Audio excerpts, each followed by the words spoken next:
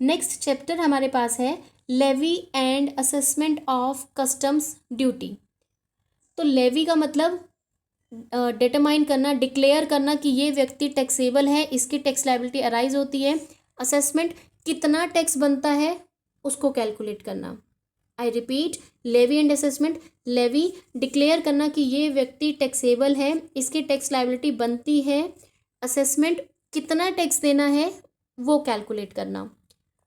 हमारे इस चैप्टर में है कि सबसे पहले हम जो भी ड्यूटी लगाएंगे हमें सबसे पहले डिक्लेरेशन करना पड़ेगा, कितनी लायबिलिटी बनती है, क्यों बनती है, किस केस में बनती है। सबसे पहले हम लेवी करेंगे, उसके बाद ही हम असेस करेंगे कि कितनी बनती है। असेसमेंट का टॉपिक ऑलरेडी मैं आपको दे चुकी हूँ, जिसमें हमने किया था सेल्फ असेसमेंट और प्रोविजनल असेसमेंट, जिसमें हमने बेस्ट वाला किया था, प्रॉपर ऑफिसर वाला किया था।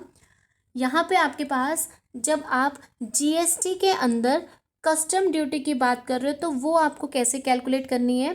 अब तक जो आपने किया वो एग्रीगेट टर्न ओवर के बेसिस पे आपका कितना जीएसटी पेबल है वो कैलकुलेटेड था। अब हम यहाँ जो बात कर रहे हैं कस्टम ड्यूटी कितनी पेबल है, हमने उसकी लेवी और असेसमेंट करनी है। सेक्शन 12 ये हमारा चार्जिंग सेक्शन है। कस्टम एक्ट 1962 के अंदर सेक्शन 12 के अंदर वो प्रोविजंस बताए गए हैं जो कि उन गुड्स के ऊपर अप्लाई होते हैं कि जिनके ऊपर हमने कस्टम ड्यूटी वाली टैक्स लगानी है। सबसे पहला सभी गुड्स के ऊपर लगेगा, यानी कि duties of custom shall be levied on goods. हमने पहले ही कहा है कि जो गुड्स आपकी इंपोर्ट या एक्सपोर्ट होती हैं सिर्फ उन्हीं के ऊपर हम कस्टम लगा रहे हैं। दूसरा, इंडिया से इंपोर्ट या एक्सपोर्ट हो रही है तो लगाएंगे। तीसरा, 75 वाले एक्ट में हमें डिफाइन किया गया कितनी दर से कर लगाना है। फोर्थ, गवर्नमेंट गुड्स और नॉन गवर्नमेंट गुड्स सबको कस्टम ड्यूटी के लिए एक जैसा ट्रीट किया जाएगा। फिफ्थ पॉइंट, जो भी टैक्सेस या प्रोविजंस हमें 1962 वाले एक्ट में दिए गए हैं उसके अकॉर्डिंग ही हम टैक्स लायबिलिटी कस्टम ड्यूटी वाली कैलकुलेट करेंगे। नेक्स्ट आता है टैक्सेबल इवेंट अंडर कस्टम्स। कब लगेगा टैक्सेबल इवेंट हमें पता है, या तो इम्पोर्ट या फिर एक्सपोर्ट। इम्पोर्ट के टाइम पे लगेगा या फिर एक्सपोर्ट के टाइम पे लगेगा। तो इम्पोर्ट एक्सपोर्ट में जो भी आप टैक्स देंगे वो कैसे कैसे कैलकुलेट करना है। अगर कोई गुड्स जैसे ही आपकी इंडियन टेरिटरी में एंटर करती है तो वो इंडिया में टैक्सेबल हो गई।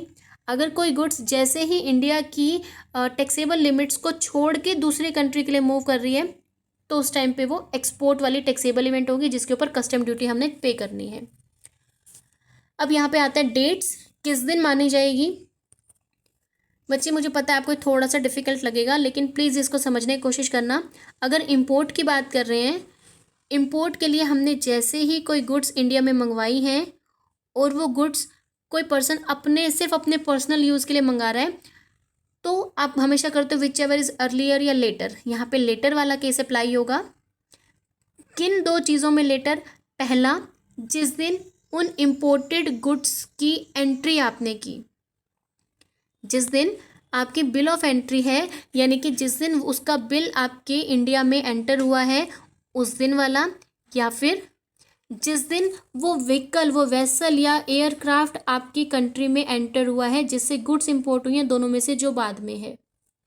सेकंड, अगर गुड्स वेयर हाउस से आपने क्लियर कराई हैं, यानी कि गुड्स इंडिया में तो आ गई थी लेकिन कल हमने एक वेयर हाउस, मैंने एक स्टोरेज एरिया वाली बात आपको बताई थी, स्टोरेज सेक्शन, स्टोरेज एरिया, उस एरिया में, उस वेयर हाउस में है, वहाँ से या तो आपका बिल ऑफ एंट्री आएगा, उसको आपने date of determination of rate of duty, यानी कि आपका वो कस्टम वाली टैक्सेस आपकी किस दिन इम्प्लीमेंट होंगे, ये वो डेट्स हैं।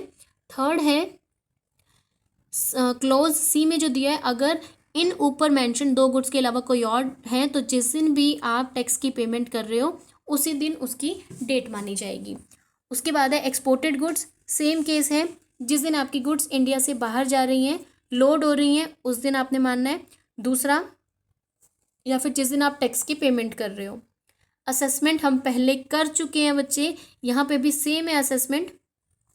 असेसमेंट का मतलब कि टैक्स लायबिलिटी को आपने कैलकुलेट करना है। दो तरीके से होगी, या तो सेल्फ वाली या फिर प्रोविजनल वाली। अगर कोई इंपोर्टर या एक्सपोर्टर अपने द्वारा की जाने वाली इंपोर्ट या एक्सपोर्ट के ऊपर अपनी टैक्सेबल लायबिलिटी को खुद ही असेस कर लेता है तो वो सेल्फ असेसमेंट। स्टोर्स को इसमें इंक्लूड नहीं किया गया। स्टोर्स यानी कि जहाँ पे आपने यूज़ के लिए कुछ गुड्स को रखा हुआ है उनको इंक्लूड नहीं करना।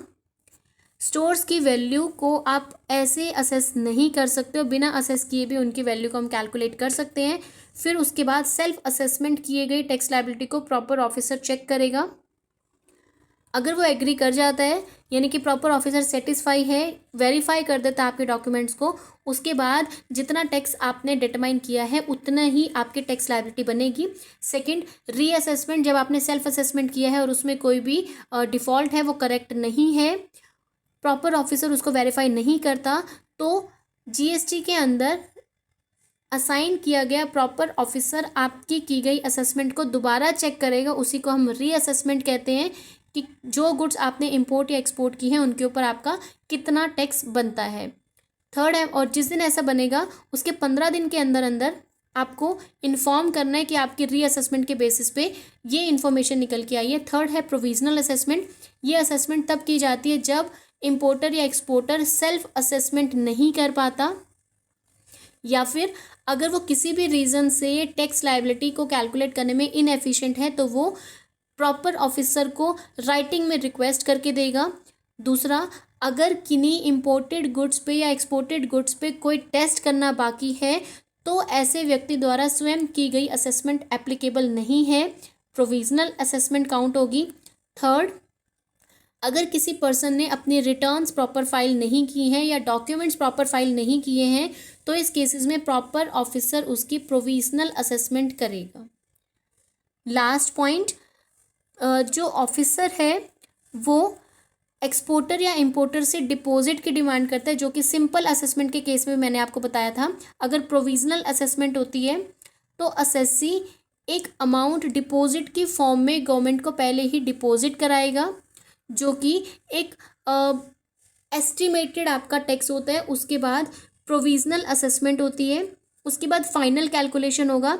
जब आपकी फाइनल असेसमेंट हो जाएगी तो उसमें एक्चुअल में आपकी जितनी टैक्स लायबिलिटी बनती है और जो आप पहले एस्टिमेटेड पे कर चुके हो, दोनों के डिफरेंस को कंपेंसेट करने के लिए ही हम वो सिक्योरिटी अमाउंट डिपॉजिट कराते हैं। यहाँ पे इंपोर्टर या एक्सपोर्टर ऐसी सिक्योरिटी को डिपॉजिट कराएगा और ऐसा अमाउंट उसका क्लियर ऑफ कर दिया जाएगा उसकी फाइनल असेसमेंट के बाद। ठीक है बच्चे, that's all for levy and assessment of